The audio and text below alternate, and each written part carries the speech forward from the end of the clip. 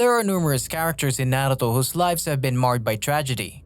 Sometimes it inspires them to act bravely, at other times to evil or villainy. There are a lot of amazing backstories in Naruto, whether their purpose is to illuminate the corrupt nature of the shinobi world or to draw parallels with Naruto's own. The anime series Naruto had its fair share of heartbreaking moments. Here is a glance at this well-known anime's most shocking backstories in the show, ranked. Before we dig in, don't forget to like this video and subscribe to our YouTube channel at the end of this video. Without further ado, let's dig in. The ups and downs of living in a ninja world are depicted in the Naruto anime. Walking on water, controlling fire, and fooling people with doppelgängers can be all fun. However, ninja life can also be quite brutal when it comes to war, loss, and making difficult choices. Numerous characters in the series have dealt with tragic backstories that help define who they were, regardless of whether or not they liked it. This is because of all the war and conflict that comes with being a ninja. Some of the characters were born into bad situations, while others were forced into difficult situations at some point. Being a ninja entails this unfortunate reality. As a matter of fact, probably the best characters' backstories in the show have served to drive the story and world working inside the anime significantly. Gaara has a backstory that is similar to Naruto's, and Itachi's backstory is a man who was revealed to have done an impossible task for the benefit of the village. While many of them had cheery pasts, not all of them are so fortunate. Whether they are heroes or antagonists, anybody can have a sad backstory. Some of these characters have very heartbreaking backstories when it comes to Naruto. The characters become more likable as a result of their intriguing pasts, which not only help drive the plot but also contribute to it. Let's now look at the backstories of some characters in Naruto. Haku. Haku was a kind-hearted ninja who was trained by Zabuza, which explains why he had Anbu-level skills at the age of 15.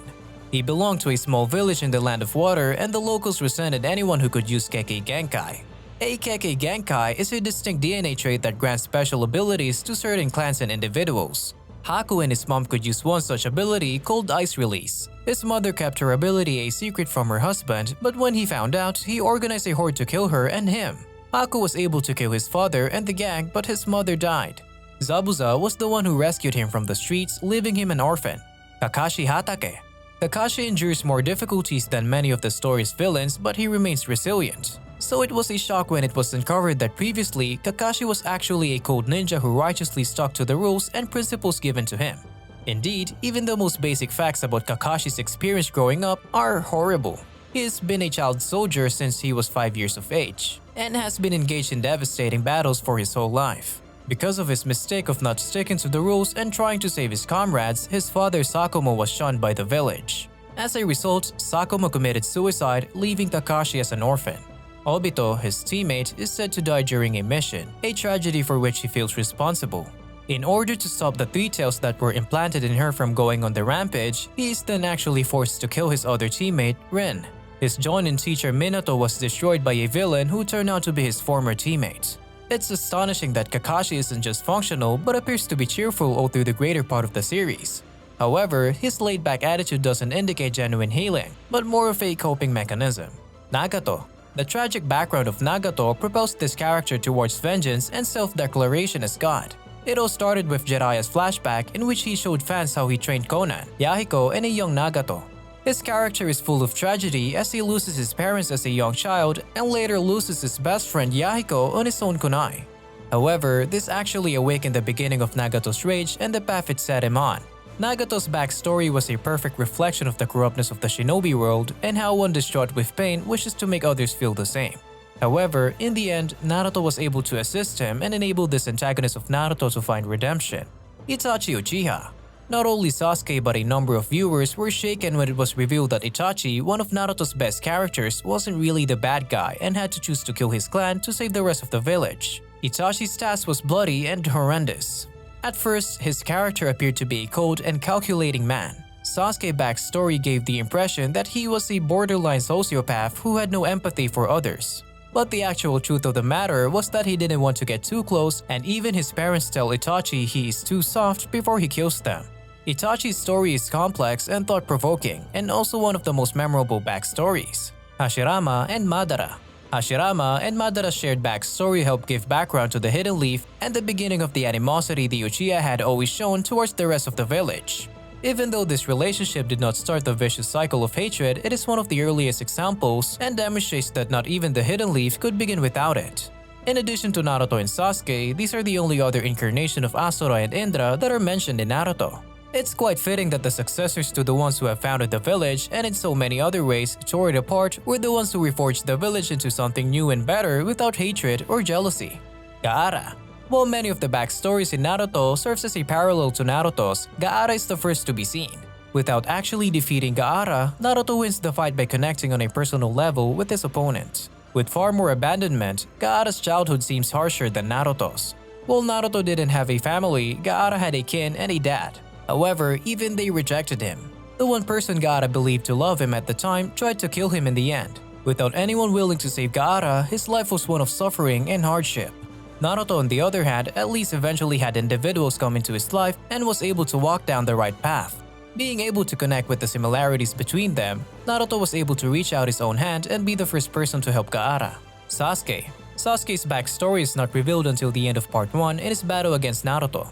Sasuke's motivation for retaliation and the nature of his relationship with his brother are finally made clear in this scene. When the backstory of Sasuke was told, it was questioned at the same time whether or not Itachi was truly evil and whether or not he had a different reason for killing the clan. But Sasuke never had any doubts like that. As Sasuke finds himself in his day-to-day life among the clan, the backstory is filled with love and compassion. The misfortune that struck the village was one of many, but by far the largest inner massacre. Eventually, it didn't come as much of a surprise to learn that this was just another factor contributing to the Hidden Leaf's corruption. Sai. Sai joined Group 7 during the Tenchi Bridge reconnaissance mission arc, and at that point, he was a member of Root, a special ambush subdivision under Danzo's control. Danzo recruited Sai because he was very young when his parents died. He was taught to have no personality or friends during training, he even had no right to a name. Having said that, he made connection with Shin, a fellow Root member who became his older brother. Danzo forced them to battle to death to dispose of their leftover feelings. Sai was spared death by Shin, forcing him to keep living by suppressing his emotions. Kabuto. Kabuto was a talented medical ninja and he was more gifted than most Anbu, making him quite possibly the strongest ninja outside the Leaf Village. At the point when he was a kid, his city was destroyed by a fight and he was left with amnesia. Nono Yakushi, a Jonin and former Root member who ran the Leaf's orphanage, discovered him. At the point when Danzo took steps to pull the orphanage housing, Kabuto volunteered his services. He then worked as a spy for a long time. While on a mission in the Stone Town, Kabuto had to attack and kill his adoptive mother while she was on her very own covert mission. Despite giving him his name and raising him for 3 years, she did not recognize him. Neji Hyuga. During the 4th Great Ninja War, Neji made a selfless sacrifice to save Naruto, making him one of the series' bravest characters. He was born into the Hyuga clan branch family, which implied that he was intended to serve the main house, regardless of how strong he became. Like different individuals from the branch house, he was marked with a cursed seal when he was a kid. This was intended to prevent enemies from discovering the secrets of his Byakugan when he passed away. It was also used to discipline members of the branch who broke the rules or posed a threat. Neji was of the opinion that he was destined to live a life of servitude before meeting Naruto. Naruto's past is frequently discussed because he is one of the most likable main characters in anime shonen. However, his full backstory was not revealed until much later in the story, even as early as the tragedy of his parents' deaths. It comes as a surprise to Naruto that no one revealed his parents' identities or how they desperately fought to save his life. Soon, it became clear how the Nine-Tails got to the Hidden Leaf, why Naruto was the only candidate for the Jinchuriki, and that Obito was the one who attacked the village. These discoveries made the story more interconnected, giving Naruto a stronger tie to one of the major antagonists and showing that Naruto wasn't always hated in his youth. Indeed, almost everyone in life has a story to tell about their life, some good, some bad. Characters in Naruto are no different. Which of these backstories resonates with you so much? Do let us know in the comment section below.